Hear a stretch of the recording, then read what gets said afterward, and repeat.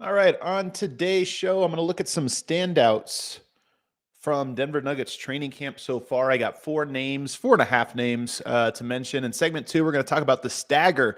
The number one thing I think Michael Malone is going to have to do and change from one of his core traits, staggering some combos. I'm going to talk about why and a couple ways to think about it. And then in segment three, we're going to preview tonight's game. We'll do it all on Locked On Nuggets.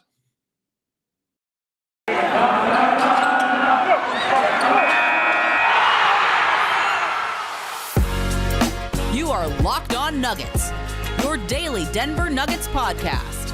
Part of the Locked On Podcast Network, your team every day. All right, welcome in everybody to Locked On Nuggets. Thanks for making this your first listen each and every day. We're free and available wherever you get your podcasts. I'm Adam Mares, flying solo once again. We've had a hell of a week here, us at Locked On Nuggets. First, I got sick, still kind of dealing with a little bit of sickness. Then Matt Moore got sick, and then Matt had to go to New York for something. So we've had, on the week before the season starts, we've had a discombobulated week between the two of us. So we apologize about that, but I am here now, going to be doing a show here as we preview some things going into the weekend, and then we'll both be back for next week to hit the ground running as the season begins. But we do have a good show. When you miss a day or two, what happens is you end up having a ton of stuff to talk about, more than probably would fit into a 30 minutes. So I want to dive right into it and start with my standouts. This last game on Wednesday, to me, was the most important game against the Clippers. It was the most important game of the preseason. And I say important because there's certain things you want to see in the preseason, that are a little bit more meaningful, that give you more insight into what the team is all about. When there was no Jamal Murray, he's still out with the hamstring injury. We're going to find out in the third segment. We'll talk about, should he play tonight? Will he play? Is it important that he plays? What do we read into the fact that he's missed so much time? It was No Bones Highland who rolled his ankle. He looked like he was fine on the sidelines. Sometimes a guy's in a boot or in a wrap.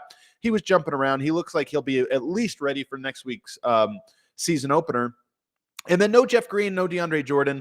I'm sure, I don't know. Those guys was in LA. Maybe those guys had other plans. I don't know. Maybe they're just resting because you don't really need to see too much from them. Maybe it was that Michael Malone just wanted to see more minutes from other combinations, in particular Zeke Naji, who I'm about to talk about. So either way, you were without those guys and you went to the lineup of Bruce Brown, KCP. So no point guard, two defensive-minded, low-usage offensive players at the guards position. You had Michael Porter and Aaron Gordon as your forwards, a combo that I've talked about a lot on the show. I absolutely love what you get when you have both of those guys on the court with Jokic. And then, of course, Jokic captaining it at all. And it was great. It was, I had high hopes for that lineup. When I found out that was the starting lineup, I put it even on Twitter. I was like, yes, I'm very intrigued. I'm very excited for this because it's a lineup that represents something important. We'll talk a lot more about that in the second segment. But it represents, can you play this way without a true point guard, with a lot of defensive talent? I mean, Bruce Brown, KCP, Aaron Gordon are probably your number 1, 2, 3 defenders on the team. Putting them all out at the exact same time, that allows you some flexibility. Want to see what that looks like? It looked great. And then more importantly, just getting Bruce Brown playing alongside Jokic. He's my first standout of the preseason. I love his game. I knew I was going to like his game. You knew little bits and pieces of it. You wanted to see how he played. I knew he was a high IQ player. I knew he was unselfish. I knew he was quirky. His skill set isn't exactly traditional for a guy of his physical build. So I knew that there was going to be, I knew those things about him. Some of the things I didn't know about him, he's lightning quick. I had no idea he was this quick. First step, ball in the hand.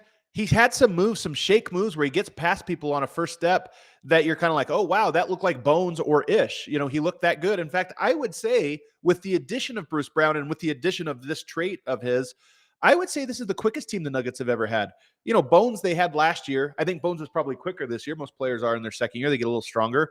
So Bones is probably as fast a player as we've had in the Jokic era. And then you compound that by saying Ish Smith, who I don't know. We're going to talk about him in a second. We'll see if he's in the rotation, but he's lightning quick as well. We know that obviously from going against him in previous stops for him. But then also now you get to Bruce Brown, who's lightning quick. Jamal Murray, when he gets his quickness back, is going to be in that conversation. That's four guys that can beat the first line of defense, where Denver hasn't really had that. In most years, they've had like Murray for half the season, and that's it. So I think that's a difference to this team than something we've seen in the past. And I think it's something that we're going to notice more and more as the year goes on. Like, oh, wow, as teams get more and more stretched out, especially if Denver shoots the ball well early on teams start to extend themselves against the good shooters, the KCPs, the Michael Porter Juniors, you're going to start to notice how impactful it is when you have a guy that can break down without a pick and roll, without any plays, just off of movement, just off of catching the ball and going.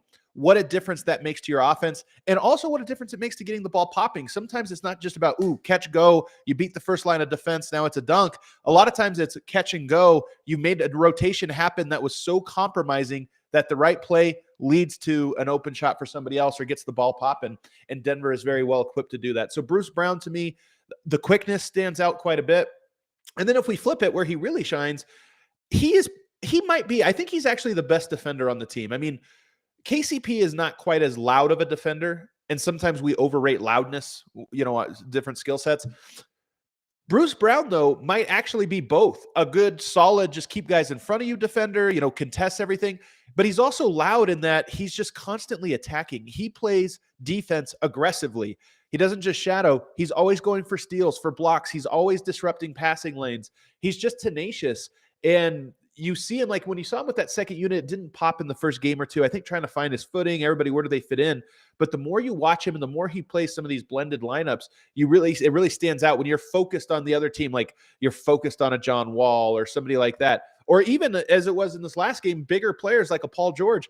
When he's guarding players like that, you're really focused, like, okay, let's see how he does. And he is just such a pest. He doesn't stop trying. There's no like, oh, he beat me on one step, now I'm just going to try to contain. Like, he gets beat on one step and immediately starts to attack on the second step.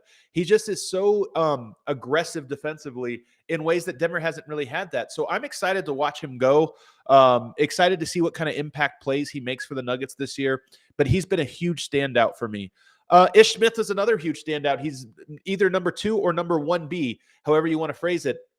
I have to credit my colleague Matt Moore, who that was one of his guys coming in. He thought, okay, he's going to be a player. I'm still curious to see if he's in the rotation. Some of this has to do with just what does Denver want out of this season. If it were me, and I put this on Twitter, it turned out to be a little controversial. To me, he would be in the rotation playing alongside Bones Highland. I know some people have said, does that work?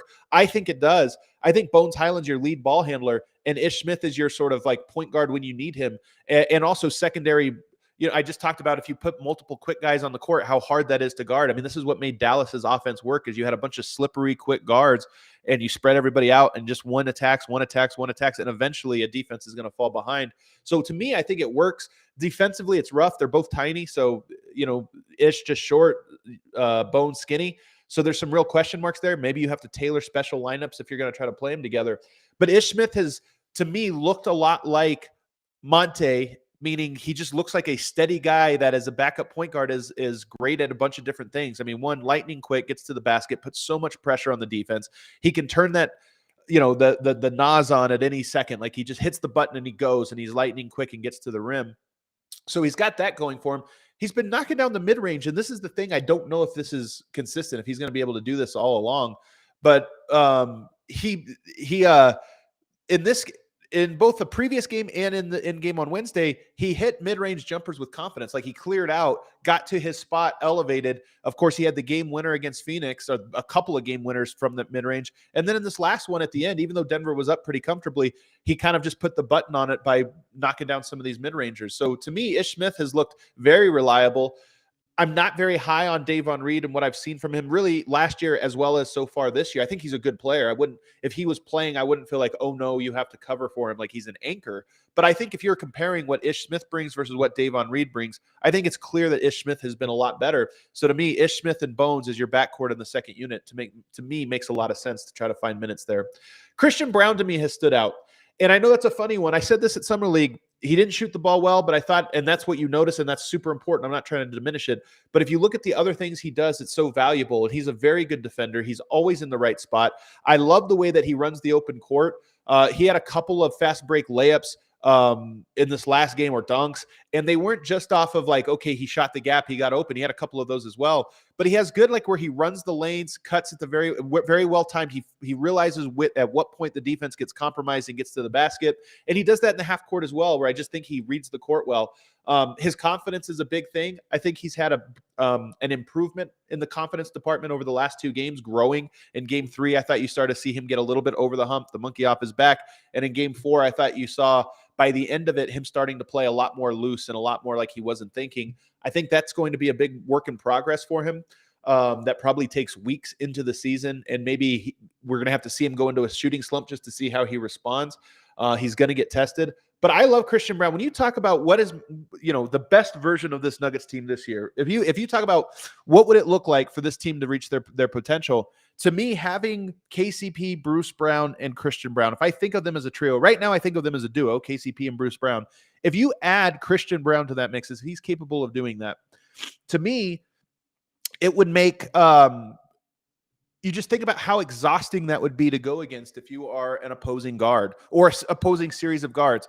We know Bruce Brown's going to wear you out. He just presses you nonstop. He's always into your space. He's physical. KCP just makes everything hard. You're going to have to work extra hard because he's so good at containing you.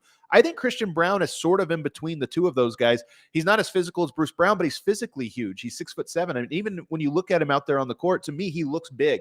He looks like a really tall player. He looks every bit 6'7" when he's out on the court. Even though, I know everything was made of his wingspan, he still looks enormous.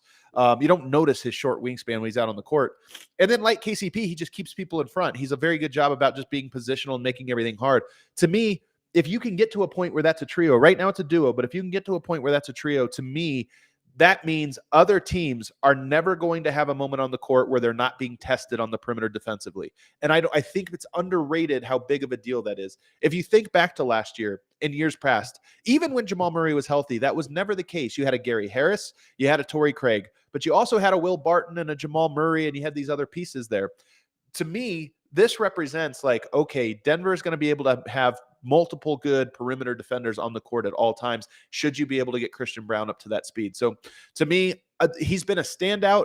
And I know a lot of people are so focused on the shooting, the three-point shooting. Trust me, that's going to make or break him. He can't do this if he's not a good three-point shooter.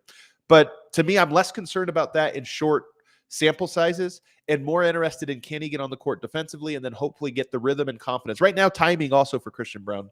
And then lastly, the standout is Zeke Naji.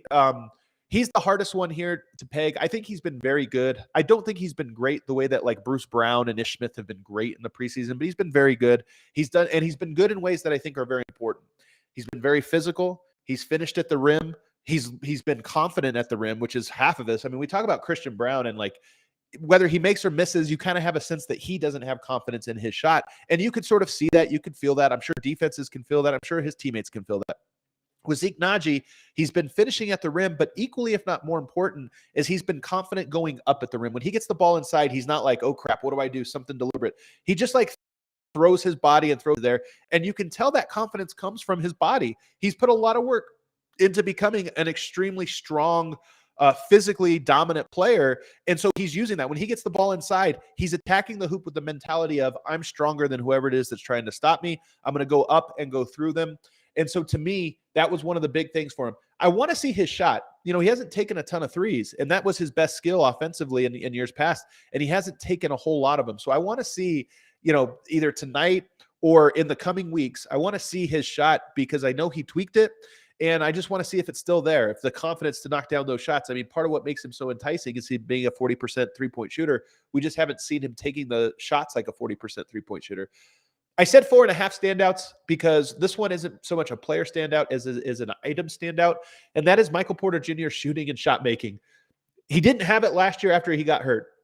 Every other moment of his career, he's had it, and he's had it in ways that just make you your jaw drop. Michael Porter, for all of the things about him that he has to still work on, and I think he will continue to work on, there's positive signs in that direction. His shot making is absolutely absurd. It's top 99th percentile in the league. When we just talk about tough shots, if you had a game of horse of sorts where you just said, okay, what's a difficult, fall away with a hand in your face, and you had every player in the NBA take those at volume, I promise you Michael Porter would finish in the top 10. Part of this is just because of how tall he is. Part of it is because his shot is the most beautiful shot I think I've ever seen in Nuggets history. And then he's just good at it and has the confidence to take them. Working that into the offense will be a work in progress, but I thought in this last game, when you're playing with a bunch of low usage guys, Aaron Gordon, KCP, Bruce Brown, I thought Michael Porter fit into that so nicely. He didn't force shots. He had opportunities to force shots that he was like, you know what, let's keep the ball moving. And every time he does that, I'm impressed. And then he found spots to take those tough shots that were appropriate. End of shot clock, or just moments where the defense was compromised. And he's like, you know what, I'm going to go up now because the floor's unbalanced and it's my turn. So I just thought he had a good sense in this last game of when to take those shots, when not to. And then he had an excellent sense of how to make those shots. Somehow he knocked them all down. And he looked absolutely incredible. It was one of those games that gave you a hint of, if this connects for Michael Porter, if the team finds ways for him to fit in, and if he finds ways to fit into the team, the sky is the limit. That was a butt kicking that the Nuggets put on the Clippers in disguise. It was a preseason game. Yes, there was no Kawhi Leonard, there was no Jamal Murray, there's no Bone Highland, etc. No Reggie Jackson. There was like players that weren't playing in this game. But nonetheless, this was a game where Norman Powell went, 11 of 14 and had 34 points or 37 points, something like that. He was on fire. He was making ridiculous shots. Marcus Morris was making ridiculous shots. And yet the Nuggets were dominating the Clippers even despite that. Their offense looked so simple. It wasn't because there were crazy shots out of Michael Porter. Nobody was really hitting crazy shots. They were just great process, getting what they wanted. And then defensively, you saw it. Even though, like I said, Norman Powell was going off and some guys hit some tough shots, you weren't giving up the type of plays where you kind of drop your head and shake your head and go, oh my God, this defense is hopeless. To me, that was an extremely important game. And I hope that we get to see it one final time on Friday night. This time, though, with Jamal Murray and Bones Highland in the rotation. I want to tell you guys about BetOnline, your number one source of football betting info this season. Find all the latest player developments, team matchups, news, podcasts, and in-depth articles and analysis on every game you can find. And as always, BetOnline remains your continued source for all your sports wagering information with live betting and up-to-the-minute scores for every sport out there. The fastest and easiest way to check in on all your favorite games and events, including MLB, MMA, boxing, and golf. Head to betonline.net or use your mobile device to learn more. BetOnline, where the game starts. We'll be right back on Locked On Nuggets.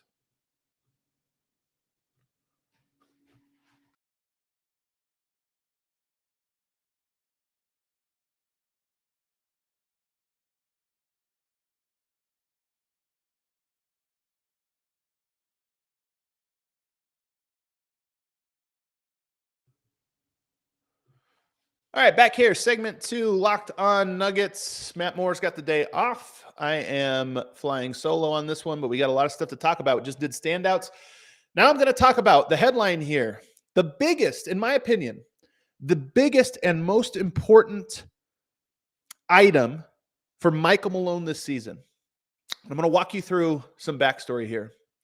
Number one, last season, 2021-22 season, the number one most used lineup in the NBA, five-man lineup, the number one most used was the Denver Nuggets.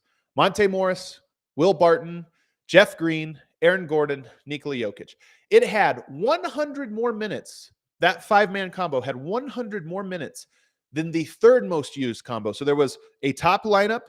I think Phoenix had the second most lineup. And by the way, Phoenix played more games together with their lineup, but fewer minutes.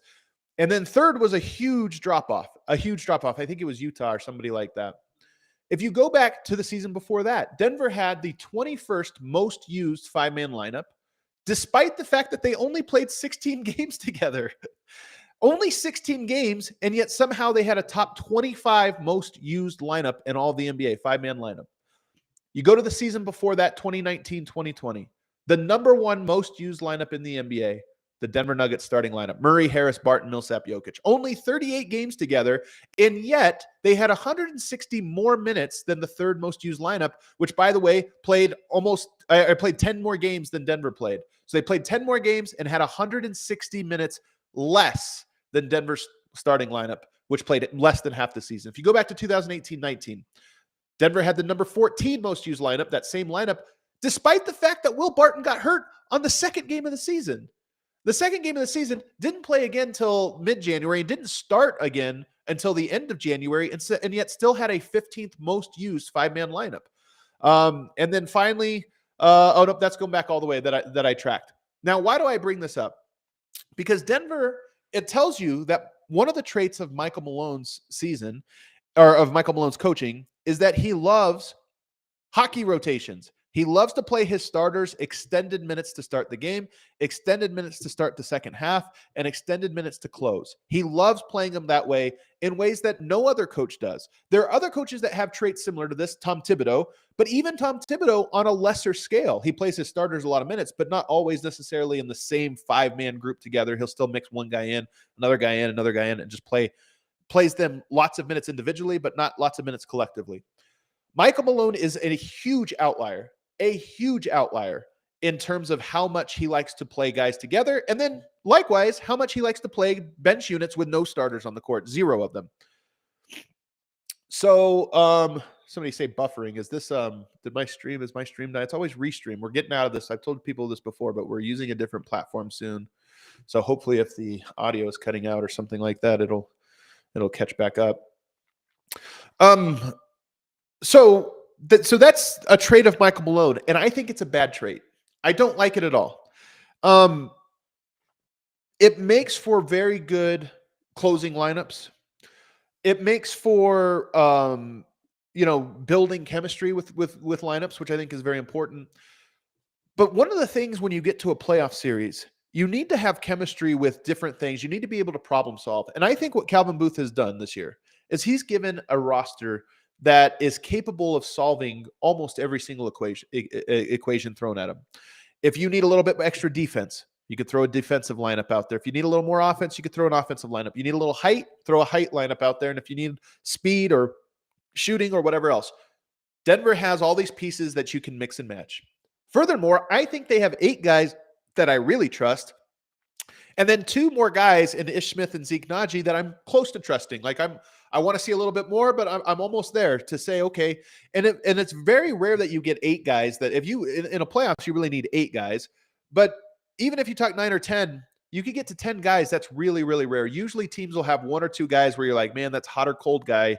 He's coming in. He might lose the game for us. He might have a hot night, whatever. Bones was kind of one of these guys last year. Like he won games for you, but there was also some nights when you thought, okay, he doesn't quite have it and his role is so elevated. I don't think Denver has that this year. I think they've got 8 guys that I expect to be pretty consistent.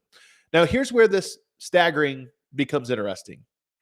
I think there are 3 styles the Nuggets need. 3 styles to make them win in the regular season and beyond. The first one is going to be the most important one, and that is the Jokic-Murray 2-man game. We've seen this. It works, by the way, with almost anyone. Like, this is the thing, is it works really great. If you told me the best Jokic-Murray 2-man game, meaning everybody else is going to space the court, be somewhat low usage, and you just need to make this work, you either have KCP, Aaron Gordon, Michael Porter as the 3 guys around him. KCP, Aaron Gordon in the corner, spacing. That's so much. Aaron Gordon in the dunker. Perfect spacing, in my opinion. That team is going to wreck. You're going to be able to run Jokic-Murray 2-man game, and you still have options should it break down or should the defense compromise of guys that can make plays, albeit on lower usage. You've also got Zeke Naji, who I think is a sneaky great Jokic-Murray 2-man game guy because, again, it's low usage. Just stand in the corner, guard, on the other end, be more switchable. I think Jeff Green is pretty good at this. I think Bruce Brown, if you're talking about defensively, Bruce Brown would probably be the first sub off of this. You swap MPJ out, put Bruce Brown in. Yes, you lose a little bit of spacing, but I think the Jokic-Murray 2-man game is too good. It doesn't matter. You lose a little spacing, it doesn't matter. You're still going to score. I think Bones Highland represents this. Again, you lose some defense there, but if you just told Bones Highland, hey, we need you to space the floor at the wing and knock down open threes while Murray Jokic do their dance, he perfectly can do that. And also, if you do break him down and kick it out, Bones is going to be more equipped to attack off of that and make something out of it. And then finally, Christian Brown, to me, also fits into this system. Right now, I mean, he's going to need to make shots again. But if you told me Christian Brown was standing and all he has to do is knock down corner threes, and then on the other end, all he has to do is guard, to me, that's perfect. You're not asking him to handle the ball, run pick and roll. 2-man game, you stay out of the way and hopefully knock down enough shots to make it work. So to me, that's 1, 2, 3, 4, 5, 6, 7, 8 guys that fit very, very nicely around the Jokic-Murray 2-man game. Jokic ball. This is the second style. This is different than the Jokic-Murray 2-man game. This one is more ball is popping. This is more what we saw on Wednesday when Jamal Murray was not in the game. It's a continuity offense. The ball never sticks. You're not running rescreen action. You're not running multiple screens with the same guy. You're running one. If it works, go. If not, pass, kick. Let's keep quick decisions. What does Malone call it? Like a 0.5 mentality. You only have half a second to decide if you're open or not. That's Jokic ball. To me, the guys that most fit Jokic ball are KCP, Bruce Brown, Aaron Gordon. That's only 4 players, right? You've got Jokic in those 3. But the reason I didn't put Murray or Bones or MPJ in there is because those guys, of course, they're going to be on there. Any of them can fit into that lineup. Literally, Bones, MPJ, or Murray, any of those guys can fit in, and I think the ball's going to pop. Weirdly, the ball might pop more with MPJ than it would with Murray or Bones, in part because I think there is a tendency to fall into that first style, the Jokic-Murray two-man game, with Bones or Murray. There's just I think, a natural tendency to say, rather than keep the ball moving, let's just rescreen because it's going to work very well. And it's not wrong, but I do think Denver is going to have to be better this year at picking their spots. Quarters 1 through 3, I think that Jokic ball should be the prevailing style of basketball when Jokic is on the court. And there's moments when you need to simplify and go to the Murray Jokic two-man game out of a timeout. The other team just scored 2 in a row. You just missed 2 in a row. Okay, this time, let's try to get something steady. Let's go to that two-man game and let's try to calm everybody down and get a bucket here. So there's moments, but you have to pick your spots. I don't think it's smart to fall into the two-man game too early, even if it's working, because this was true of the Melo era when Melo would get it going. And George Karl even said this when I used to talk to him on the Keeping It 1000 podcast, that sometimes the most nervous he would get was when Carmelo got it going in the first quarter, because you knew the rest of the team wasn't going to touch the ball. He was just going to start going. You get to that two-man game too early, the other guys maybe get a little cold, a little, the timing and everything falls out of rhythm. And so that can happen. So to me, Jokic, KCP, Bruce Brown, Aaron Gordon, very great Jokic ball type players. But Murray, Bones, Jeff Green, by the way, sneaky good at this for the same reasons Aaron Gordon is good at it. Jeff Green, a very smart player, knows how to read the court. But Jeff Green also knows how to specifically read switches. He's really good at attacking when a switch gets on him and he has size advantage. Like Aaron Gordon, he's really good at using that to punish teams. So Jeff Green, to me, is very good at this. Bones Highland, obviously good. Michael Porter Jr. can be very good, especially when the ball is popping and he's not being frozen out. And then I think Christian Brown can be good at this. We haven't seen it yet. He's not a great ball handler, and I think he's going to have to improve that, but he is a good cutter and he's good at reading the court. So I think half of the battle when you're playing Jokic ball is not screwing it up. Bruce Brown's or Christian Brown's not going to make a bunch of great plays, but I don't think he's going to screw it up either. And that's half the battle. And then the third style, I'm just going to call it the non-Jokic ball. Like when Jokic is not on the court, you have to do something. To me, the guys that are best for this are Bones Highland, of course, number 1. Michael Porter, number 2. I think Michael Porter, when he gets to have a little bit more of a green light, is, hey, it's a whole different dynamic. He's a little more comfortable. And then I'm going to put KCP on this list. And the reason I put KCP is I think for Bones and MPJ to be at their best, you're going to want to have one, defense on the court, because those guys are probably the 2 worst defenders in the rotation for Denver. So you need defense. And number 2, you want floor spacing. You just want guys that are going to drag the defense to stretch as much as you can. So KCP, Bones, MPJ, KCP to me is the best 1, 2, 3 if you don't have Jokic on the court. Other guys that work, Bruce Brown, mostly because of defense. I do think there are moments when Bruce Brown can be out there when it doesn't work necessarily very well. And I think the Denver's default 5-man bench lineup is an example of that for Bruce Brown, where I'm like, I don't like that. His pluses are not going to be there. His negatives are going to be highlighted. So we'll talk about that in a bit. But if you had Bones, MPJ, if you had Bones, KCP, Bruce Brown, MPJ as your 1, 2, 3, 4, 5, 1, 2, 3, 4, to me, that actually works really well. Then Bruce Brown there's enough spacing there that Bruce Brown can be a secondary facilitator. I do think you need some more defense, whether that's DeAndre or Zeke Naji out there. By the way, both of those guys, I think, work very well in non-Jokic lineups. DeAndre Jordan, Zeke Naji. Zeke can space the court.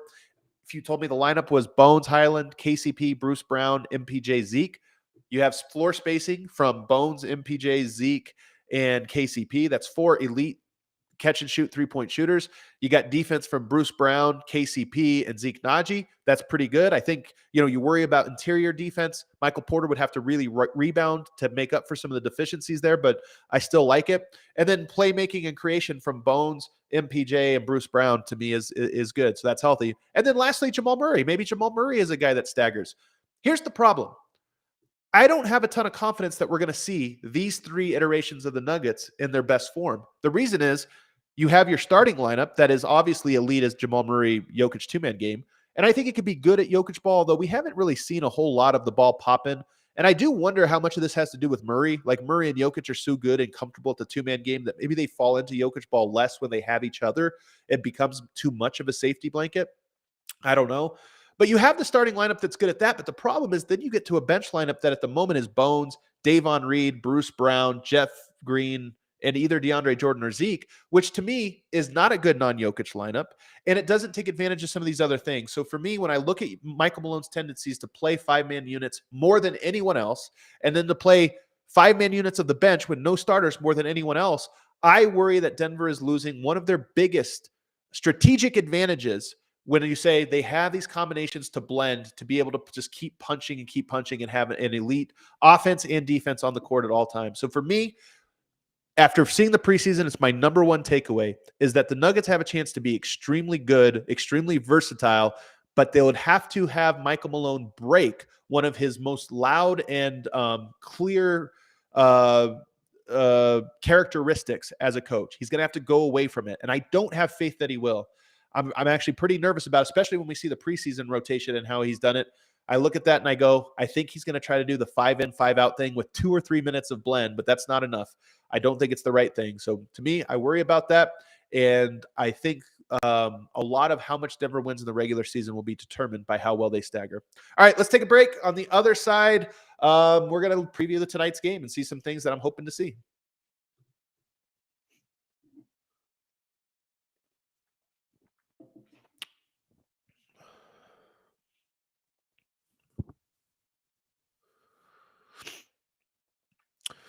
Alrighty, back here. Final segment, Locked on Nuggets. Adam Otis from DNVR, flying solo. Matt Moore will be returning with me next week. Let's preview tonight's 5th and final preseason game. By the way, 5 preseason games too many. I don't think anybody really asked for that. But, Denver playing tonight, and it's at Chase Center. Jamal Murray has effectively played, 15 minutes in the preseason. He hasn't played much. I don't know what the actual total is, but it's not very much. And we haven't seen him since game number 2, the first quarter of game number 2. So tonight, when you ask about, 1, going to the scene of the crime, Jamal Murray got hurt in Chase Center, and 2, playing in a game when he hasn't played for a week and then going out there to play, it's tough. It's tricky. Denver is in my opinion, a bad spot. Am I worried about the Jamal Murray hamstring? Not really. I think it would be a bit like talking to people on the team. You can always tell when they're lying to you or when they're like, they'll oversell the don't worry. With Jamal, I honestly think it's that they're playing it very safe. They don't want, hamstrings can be tricky, and they're just saying, hey, we're going to give zero risk. And I do think it gives you a little insight into how they're going to handle Jamal Murray this year. Rolls an ankle, and in previous times, lace him up a little tighter. I think this season, rolls an ankle, missed 3 games. You didn't need to miss any. You probably could have played through it. Doesn't matter. And I don't think it's like with the hamstring. Again, I don't know how much of that is a concern that he's going to pull the hamstring more. There's obviously probably a top concern, but there's a secondary concern of even if it's a little tight and you have a knee that's coming back from injury, you don't want to start compensating. Like, oh, I can play through it. All I have to do is just put a little more pressure on my other knee or my other pressure here or there. You don't want to start doing those things. So I think Denver's going to be extra cautious with him. That being said, if he is 100% clear and ready to play, I would love to see him tonight just to get out there, to run around at full speed and to get a little bit more of that timing. I think it'll be weird. We saw how bad the Nuggets looked in the first preseason game. If he doesn't play again, he would basically be 2 weeks off before opening night, which would be, 2 years off before the last time he played with basically one half of preseason to tune up. To me, that's not enough. So I would love to see Jamal Murray play tonight if he's capable of playing. If not, and Michael Malone even kind of referenced this. He even said it would really be great if he could. If not, we'll make other plans, but it would be really great if he could. So Jamal Murray tonight, if he plays, whether he plays well or not, I don't even care. I just think he needs to get out there and see the speed of the play and be able to say like, okay, I'm adjusting. I'm getting back to it.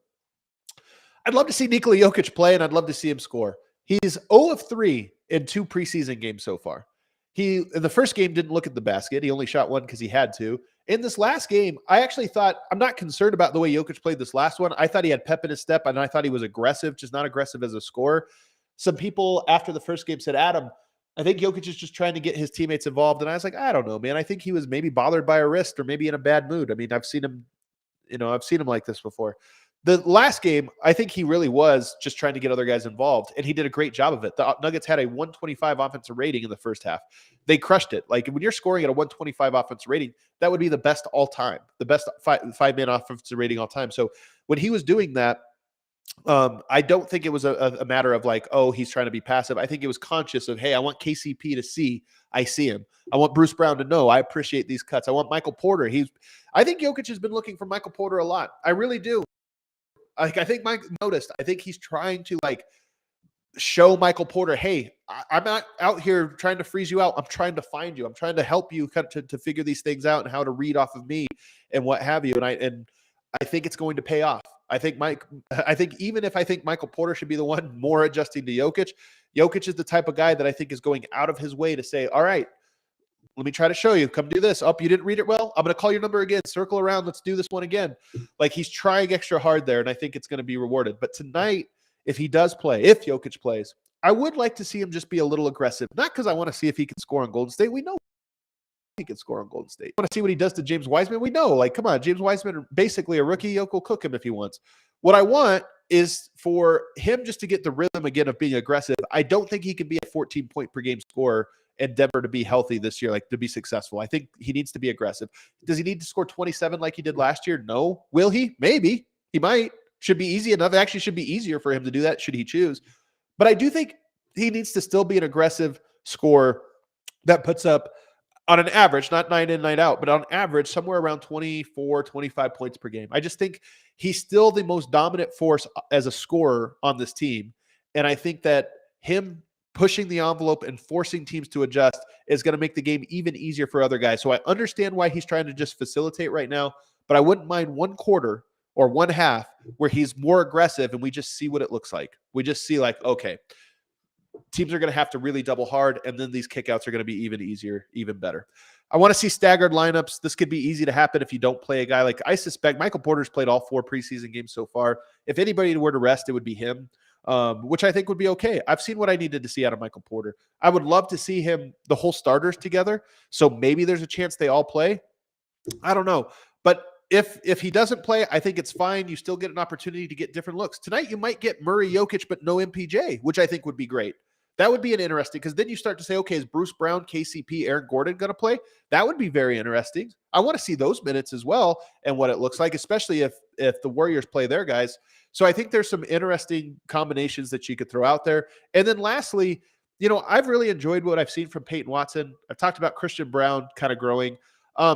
This last preseason game probably means a lot of minutes for those guys. Like, even if Denver does play their starters, I can't see them playing in the second half. You probably start to shut it down early. So I think there's a lot of minutes for some of these other guys where we get a look at them, an extended look at even as Zeke Naji maybe plays extended minutes tonight. I want to see if he can continue to go in and be strong. Wiseman would actually be a good matchup for him because Wiseman's so long, so athletic that it would be nice to see Zeke's extra strength going up strong. Well, let's see what happens when you have a shot blocker in there who's more athletic and more tall than you. It'd be nice to see that.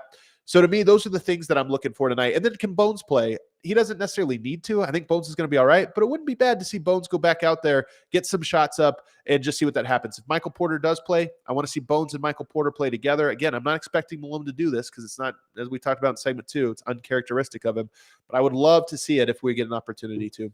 That does it for today, guys. I don't know if we'll end up having a post-game stream or not. If not, Matt Moore and I try to get back together Sunday night to recap everything and then get you started for a big week in the Nuggets. The final week of the preseason wraps up tonight.